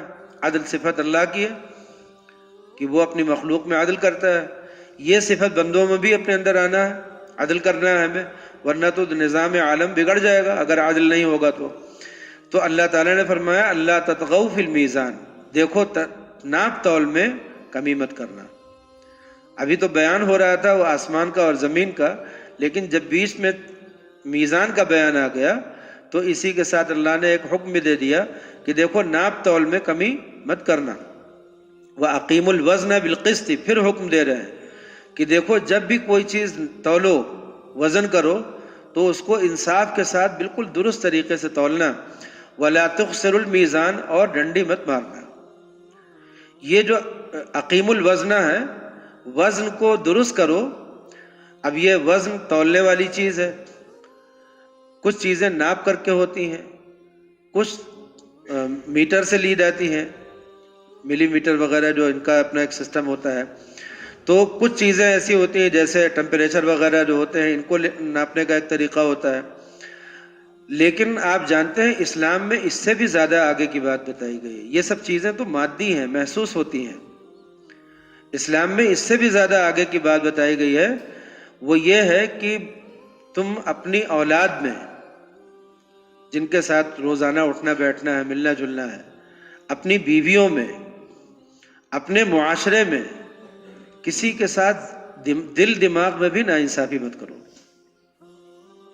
وہ جو دماغ کے اندر انصاف ہوتا ہے، آپ صلی اللہ علیہ وسلم نے فرمایا کہ ایک آدمی جب تم سے آ کر کے اپنی بات کہے تو اس کی فریاد سن کر کے، اس کا مقدمہ سن کر کے، اپنے دل دماغ میں بھی دوسرے کے بارے میں کوئی فیصلہ مت کر لینا کہ دوسرے نے غلطی کیا ہوگا۔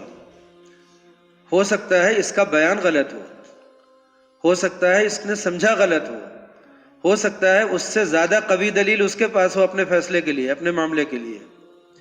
تو آپ صلی اللہ علیہ وسلم نے فرمایا کہ دو آدمیوں کے درمیان کا جب معاملہ ہو، ایک آدمی کی بات سن کر کے کبھی اپنے دماغ میں فیصلہ مت کرنا۔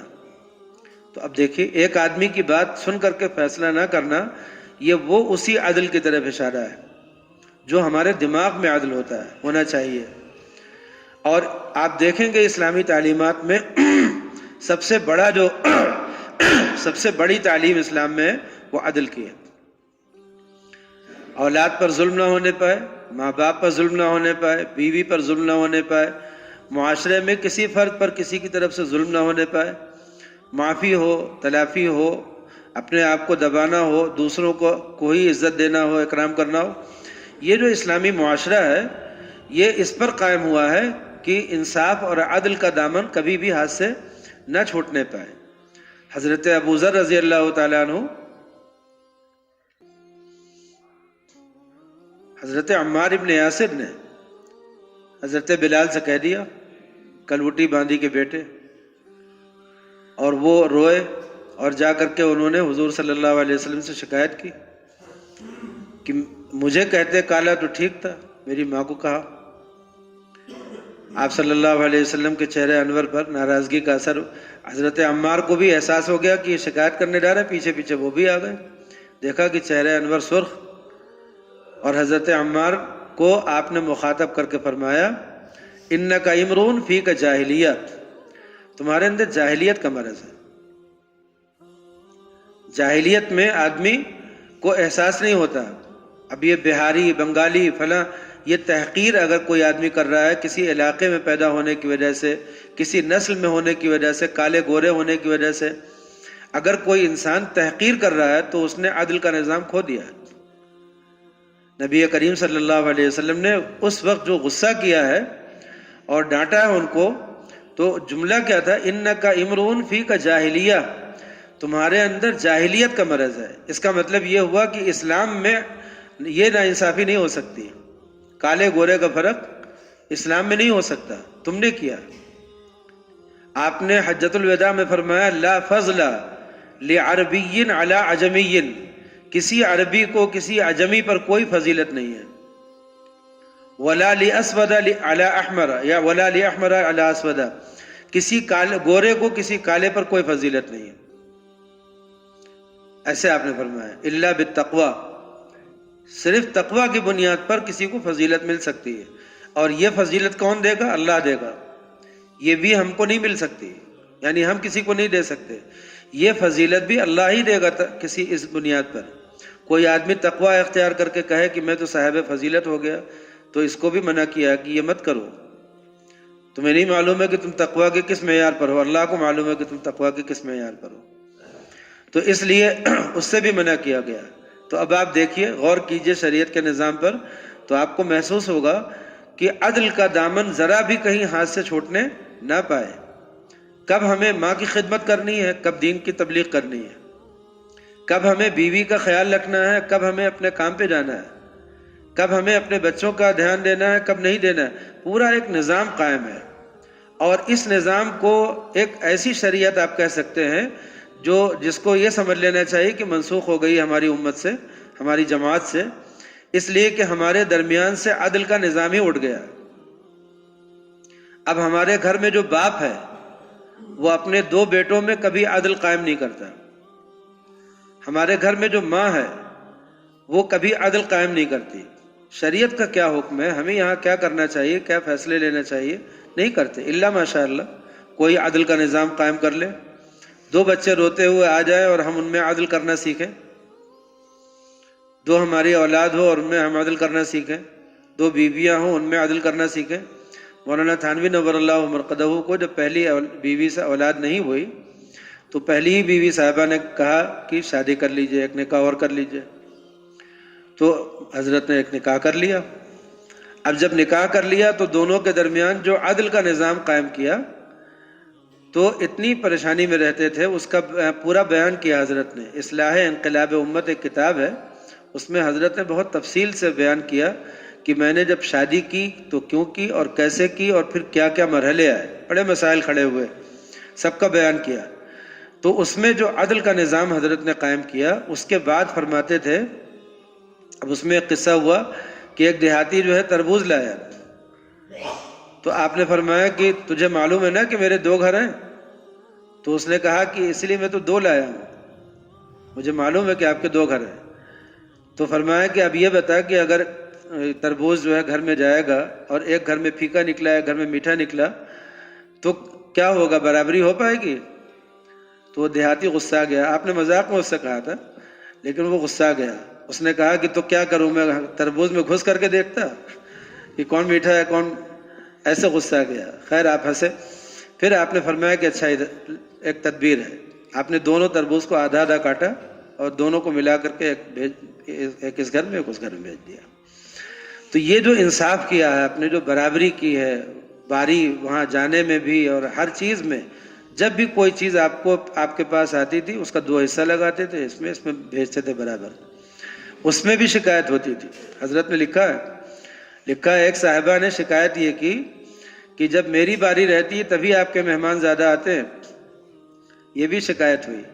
تو دونوں بیویوں کے درمیان شکایتوں کا بھی سلسلہ. حالانکہ وہ دوسری جو بیوی صاحبہ تھیں وہ پیرانی صاحبہ کی عزیزہ بھی تھیں اور آپ کی رشتہ دار تھیں، اور انہوں نے خود ہی رشتہ بھی طے کیا تھا. ان سب کے باوجود اتنی شکایتیں. خود ہی جب رشتہ طے ہوا لیکن جس دن نکاح ہوا اس دن بے ہوش ہو گئی.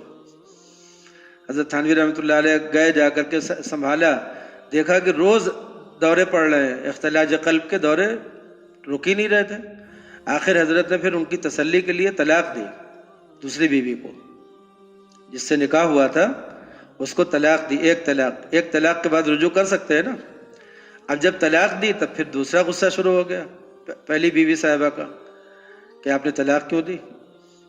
آپ نے فرمایا کہ ارے بھائی تمہاری طبیعت ایسی چل رہی ہے، تمہارا حال یہ ہے، کیسے اس حالت میں دوسری شادی نہیں کر سکتا، دوسری بیوی کو نہیں رکھ سکتا. دھیرے دھیرے جب ان کی طبیعت سنبھل گئی ہے تب پھر رجوع کر لیا آپ نے. اس زمانے میں ہندوستان میں بالکل تہلکہ مچا ہوا تھا. بہشتی زیور کی وجہ سے ایک چیز عام ہو گئی تھی کہ اتنے بڑے عالم ہیں، تو جو مخالف لوگ تھے وہ ہر بات کو لے کر کے اخبار میں چھاپ دیتے تھے. تو جب دوسری شادی کی تو اخبار میں چھاپ دیا کہ اپنی بیٹی کی عمر سے شادی کر لی. پھر اخبار میں چھاپ دیا کہ اپنی شاگردہ سے شادی کر لی. پھر اس میں تھا کہ کوئی چکر رہا ہوگا، کوئی رہا ہوگا پہلے سے. اب یہ سب خرافات کی. اس کے بعد پھر جب طلاق دیا، دیکھو طلاق دے دیا. پھر جب نکاح کر لیا، واپس رجوع کر لیا، تو پھر یہ کہ بغیر نکاح کیے دوبارہ اپنے گھر میں رکھ لیا. ہر بات کو اخبار میں ایسا چھاپتے تھے اور پورے ہندوستان میں ہر طرف پھیلتا تھا کہ حضرت نے پورا ایک مجاہدہ کیا. پھر کسی نے کہا کہ حضرت آپ نے تو 2 شادی کے دروازے کھول دیے. فرمایا کہ نہیں، میں نے بند کیا ہے 2 شادی کا، اس لیے کہ اس قدر عدل اور انصاف کے تقاضے کون پورے کرے گا.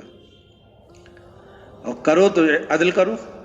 نبی کریم صلی اللہ علیہ وسلم نے، آپ کی بیویاں تھیں ازواج مطہرات، ان میں جو آپ نے عدل قائم فرمایا وہ ایک نمونہ تھا، ایک مثال تھی. تو وَأَقِیمُوا الْوَزْنَ بِالْقِسْطِ پہ جو مجھے بات کہنی تھی وہ یہ ہے کہ عدل، انصاف، توازن، یہ امت مسلمہ کی سب سے بنیادی چیز تھی جس کی بنیاد پہ یہ دنیا میں سب پھیلے. اور اس وقت ہمارے درمیان سے یہ بالکل اٹھ گیا ہے. اسی وجہ سے ہم سمٹ گئے. اور جس دن یہ انصاف اور عدل واپس آئے گا امت مسلمہ میں، پھر سے ہماری قوم اپنے پاؤں پہ کھڑی ہو جائے گی. جس دن یہ واپس آئے گا، آپ سمجھ لیجئے کہ اسلام ہو اور عدل نہ ہو تو اسلام نہیں ہے. اسلام ہو اور عدل نہ ہو تو اسلام نہیں ہے. میں نے ایک مرتبہ درس میں بتایا تھا کہ 4 صفات ہیں. ان 4 صفات کو جب تک مسلمانوں میں اجتماعی طور پہ نہیں اختیار کیا جائے گا اس وقت تک کوئی بھی تحریک اور کوئی جماعت کامیاب نہیں ہوگی. وہ 4 صفات کیا ہیں؟ ایک صفت تو یہ ہے کہ عدل ہو، علم ہو. 2 عین ہیں، علم ہو، شریعت کا پورا علم ہو، اس لیے کہ اس کے بغیر عدل قائم بھی نہیں کیا جا سکتا. تو علم ہو اور عدل ہو. جب علم ہوگا تو جہالت نہیں ہوگی، اور عدل ہوگا تو ظلم نہیں ہوگا، ناانصافی نہیں ہوگی. اور تیسری چیز ہے شجاعت ہو، ہمت ہو، بہادری. شجاعت کے معنی کیا ہے؟ دل کی مضبوطی. شجاعت کے معنی بے باکی نہیں ہے. بے باکی میں اور شجاعت میں فرق ہے. شجاعت میں یہ ہوتا ہے کہ آدمی کا دل مضبوط ہے، وہ گھبراتا نہیں کسی چیز سے، لیکن وہ عقل سے کام لیتا ہے کہ ہمیں اس وقت کودنا چاہیے میدان میں کہ نہیں کودنا چاہیے. وہ اس احتیاط کے ساتھ، ساری تدابیر کے ساتھ، بندوبست کے ساتھ اترتا ہے. شجاع جو ہوتا ہے وہ عقل کے ساتھ ہوتا ہے. اور جو بے باک ہوتا ہے وہ بے عقلی کے ساتھ ہوتا ہے. بس کسی نے پکارا میدان میں کود پڑے، چاہے مرے چاہے جیے، چاہے خود مرے چاہے ان کے بیوی بچے مرے چاہے کوئی اور مرے، کسی سے کیا لینا دینا. تو بے باکی نہیں، شجاعت شجاعت میں عقل ہوتی ہے. اور تیسری چیز ہے عفت. عفت کے معنی صرف یہ نہیں ہے کہ دوسری لڑکیوں سے الگ رہیں. عفت میں کے مفہوم میں داخل ہے پیٹ کی شہوت اور شرمگاہ کی شہوت. ان دونوں شہوتوں سے کو درست کرنا، ختم کرنا نہیں، ان دونوں شہوتوں کو درست کرنا، یعنی شریعت کے مطابق ان کو اختیار کرنا، اور جہاں پہ شریعت نے منع کیا ان سے رک جانا. یہ کیا کہلاتا ہے؟ عفت کہلاتا ہے. عفت، شجاعت، عدل اور علم، ان چار صفات کو اپنی قوم میں پیدا کیے بغیر کوئی بھی تحریک کامیاب نہیں ہو سکتی. نبی کریم صلی اللہ علیہ وسلم کی تاریخ پہ نظر ڈالیے. آپ نے اپنی قوم کے لوگوں کو جب ایمان لوگوں میں آ گیا تو آپ نے ان کے اندر کیا پیدا کیا؟ یہی چاروں صفات پیدا کی. جب یہ چاروں صفات صحابہ میں پیدا ہو گئی تو وہ دنیا کی کسی بھی قوم کے مقابلے میں کھڑے ہونے کے لیے تیار ہو گئے. اگر ان میں سے کوئی ایک صفت بھی نہ ہو تو آدمی بزدل ہو جائے گا، کمزور ہو جائے گا اور اپنے گھر سے چپک کر کے بیٹھ جائے گا. سمجھ رہے ہیں نا؟ یہ چاروں صفات اعلیٰ درجے کی پیدا کرنا ہو بغیر پیدا کیے ہوئے. اور چلیے واقیم الوزن، اور اپنے وزن کو درست کرو. وزن سے مراد یہاں صرف تول نہیں ہے بلکہ ناپنے کا ہر پیمانہ، چاہے وہ زمین کو ناپنے کا پیمانہ ہو، چاہے کپڑے ناپنے کا ہو، چاہے وہ ٹمپریچر ناپنے کا ہو، ہر پیمانہ جتنا بھی ہے. واقیم الوزن بالقسط، انصاف کے ساتھ وزن کو درست کرو.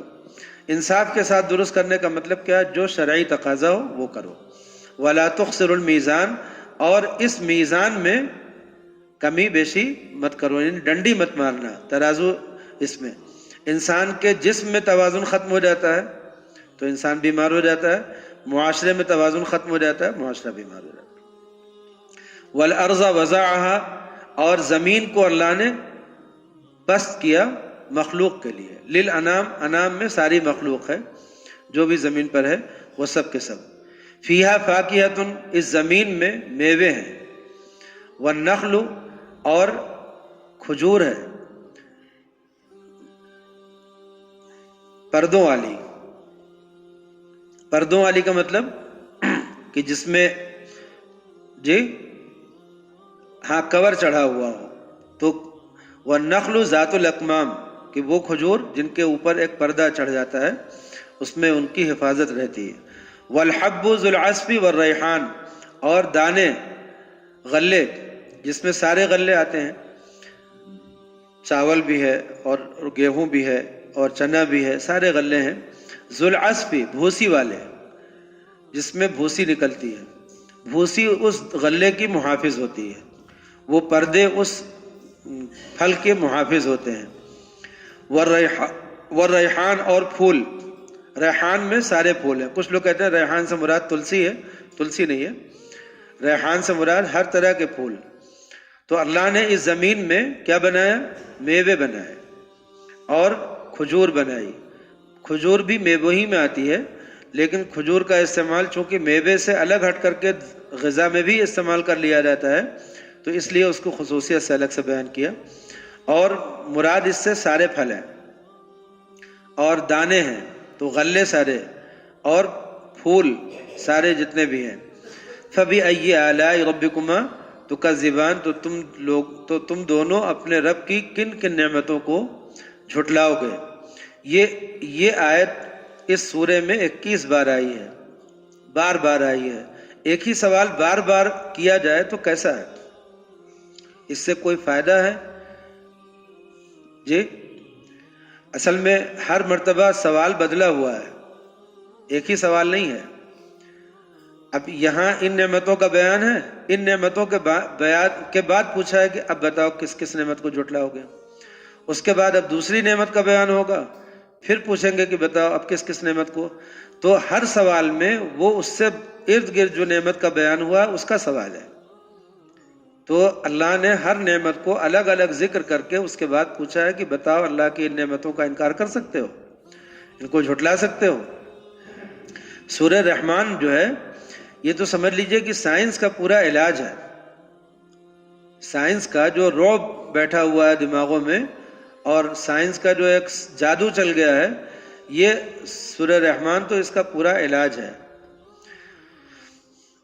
اسی لیے بعض لوگوں نے تجربہ کیا کہ بیماروں کے اوپر جب سورہ رحمان پڑھی گئی تو ان کو شفا ہوئی مرض سے. سائنس جب ہم بولتے ہیں لفظ تو اس کو بھی سمجھ لیجئے گا. ہمارے علماء نے اس کو بیان کیا ہے کہ فلسفہ جو پہلے چلتا تھا اس میں اور جو جدید سائنس ہے، ان دونوں میں اسلام کے زیادہ قریب سائنس ہے. اس لیے کہ فلسفہ جو ہے وہ ساری عقلی ورزش تھی، دماغی ورزش تھی، اور سائنس جو ہے وہ پریکٹیکل ہے. پہلے ایک تھیوری ہوتی ہے، پھر اس کا ایک پریکٹیکل ہوتا ہے. تو ایک ثابت شدہ چیز جو ہوتی ہے، لیکن سائنس میں دو حصے ہیں، ایک ثابت شدہ حصہ اور ایک تھیوری کا حصہ. تو جب کوئی تھیوری قائم کی جاتی ہے، سائنس میں اصول ہے کہ پہلے کسی چیز کو بھی ماننے کے لیے ایک فرضی تھیوری بنائی جاتی ہے. تو جب ایک تھیوری قائم کی جاتی ہے تو اس تھیوری میں اور سائنس میں اسلام میں بہت ٹکراؤ ہوتا ہے. اور جب سائنس کسی چیز کو پروف کر دیتی ہے، اس میں اور اسلام میں کبھی کوئی ٹکراؤ نہیں ہوا، آج تک نہیں ہوا. یہ دو الگ الگ چیزیں سمجھ لیجئے گا. جیسے سائنس یہ کہتی ہے کہ ہمیں مرنے کے بعد قیامت کے بارے میں نہیں پتہ. سائنس کہتی ہے کہ مرنے کے بعد انسان کہاں جاتے ہیں، کیا ہوتا ہے، ہمیں نہیں پتہ. تو یہ سائنس نے مان لیا کہ جیسے پیڑ پودے ہیں یہ بھی ختم ہوتے ہیں، ایسے انسان بھی ختم ہوتے ہیں اور قصہ ختم ہو جاتا ہے. تو سائنس نے وہاں تک ابھی رسائی نہیں حاصل کی ہے، اس لیے اس کی تھیوری میں آخرت نہیں ہے. اب کوئی آدمی سائنس پڑھے اور کہے کہ سائنس میں آخرت نہیں ہے اس لیے ہم آخرت کو نہیں مانتے، تو یہ کفر ہے، یہ کفر ہے. ہم نے جب بھی یہاں پہ گفتگو کی ہے تو یہ کہا ہے کہ سائنس کو اسلام یعنی مسلمان کر لو پھر پڑھو. اور اگر کوئی آدمی اس کو مسلمان نہیں کر سکتا سائنس کو، اس لیے کہ اپنے ہاتھ میں نہیں ہے، تو کم از کم لڑکے کو پہلے مسلمان کر لو پھر پڑھاؤ، یعنی اس کے عقیدے درست کرا دو پھر پڑھاؤ. اب یہ دونوں باتیں نہیں ہوتی، نہ سائنس کو مسلمان کرتے نہ لڑکے کو مسلمان کیے بغیر بھیج دیتے ہیں. سوچتے ہیں ہم تو مسلمان ہیں تو لڑکا بھی وہی رہے گا. تو لڑکا جب کالج سے لوٹتا ہے تو مسلمان رہتا ہے کہ نہیں رہتا یہ نہیں پتا. اس کے دماغ میں جو خیالات آتے ہیں، جو وسوسے آتے ہیں، جو شبہات پیدا ہوتے ہیں، وہ کیا رہتے ہیں نہیں پتا. اور غیروں سے سن کر کے اس کے دل میں کیا اثر پڑتا ہے وہ نہیں پتا. اس لیے جب ہم یہ مضمون بیان کرتے ہیں تو اس کو خوب سمجھ لیا کیجیے گا. کبھی بھی یہ غلط فہمی نہ ہو کہ وہ کہہ رہے ہیں کہ سائنس مت پڑھو. یہ نہیں کہتے، سائنس پڑھو مگر اپنا اسلام محفوظ رکھ کر کے. اور سائنس کے بارے میں جو عقیدے ہیں، نظریات ہیں، ان کو کسی ایسے عالم سے سمجھنا چاہیے جو جانتا ہو سائنس کا اور فلسفے کا اور منطق کا، ان سب چیزوں کا جو فرق ہے وہ سمجھتا ہو. اس سے پوچھنا چاہیے ہر بات.